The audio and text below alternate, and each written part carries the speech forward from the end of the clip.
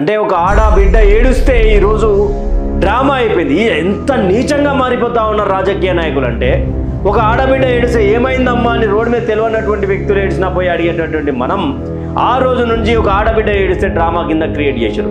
తర్వాత మరొక విషయాన్ని మాట్లాడుతూ ఒకసారి చూడండి. చనిపోతే బాధపడుతున్నటువంటి మహిళా పనులందరినీ కూడా అవమానపరిచే విధంగా వీళ్ళిద్దరి యొక్క స్టేట్మెంట్లు ఉన్నాయి.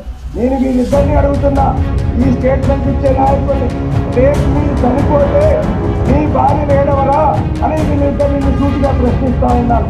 భారతదేశంలో కాదు, ప్రపంచంలో ఎక్కడా కూడా ఒక భర్త చనిపోతే మహిళలు ఏడవడం అనేటువంటిది మన సంస్కృతిలో భాగంగా, మన ఎఫెక్షన్లో భాగంగా వచ్చింది.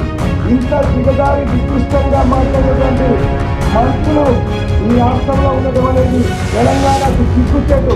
ఎందుకంటే వీళ్ళ స్టేట్మెంట్లు, ఎందుకంటే నిన్న చెప్పినట్టు గతంలో ఇందిరాగాంధీ గారు చనిపోయారు, రాజీవ్ గాంధీ గారు చనిపోయారు.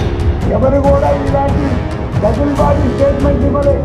అయ్యో ఈ విధంగా చనిపోయారని బాధపడ్డారు తప్ప ఇలాంటి దిగజారిన స్టేట్మెంట్ ఇవ్వలేదు.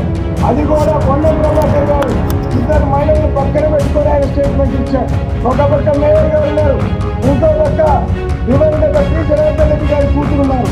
వారిద్దరి సమక్షంలో మహిళల్ని కించపరిచే విధంగా స్టేట్మెంట్ ఇవ్వడం జరిగింది.